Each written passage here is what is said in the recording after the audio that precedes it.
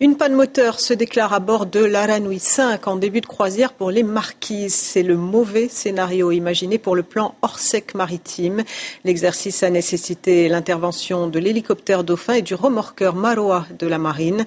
Une opération obligatoire pour le navire qui permet de tester les procédures d'urgence. Mario Leroy, Patrick Tsinsin. L'hélitreuillage est difficile, il faut toute la dextérité du pilote et le professionnalisme des personnels pour le réussir. La première équipe d'évaluation vient de prendre pied sur le navire à la dérive. 1h30 après l'appel lancé par le capitaine. Oui, bonjour, la MRCC, Papa ici, l'Aranui 5, OK, pour exercice. Nous sommes en avarie totale de propulsion du navire. La panne moteur est constatée et la nécessité de remorquage confirmée. L'exercice permet de valider ou de rectifier les manœuvres de secours. Exemple, la première zone d'hélitreuillage n'est pas validée sur le pont supérieur, jugée dangereuse par le pilote. En mer, mais aussi à terre, c'est toute la chaîne de secours qui est testée.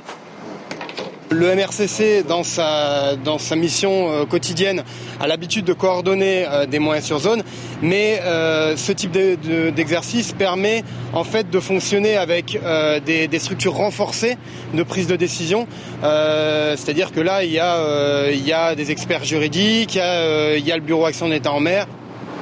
Une deuxième équipe est alors droppée sur le pont, cette fois pour préparer le remorquage. Par sécurité et pour limiter les risques, il est décidé de se placer à l'abri dans le chenal. Le remorquage peut commencer. On reste quand même dans le cadre de l'exercice, donc pour éviter d'avoir des accidents dans le cadre de l'exercice.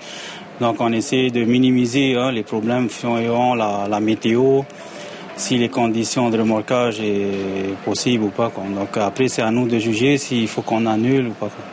Pendant la manœuvre, un accident a lieu, une personne est blessée, il faut l'évacuer. Une équipe médicale est alors élitreuillée. On est toujours dans le cadre de l'exercice. En présence de l'inspecteur principal des affaires maritimes, les liaisons, les communications et les opérations d'urgence ont toutes été validées. Une obligation pour être conforme au Code international de sauvetage en mer.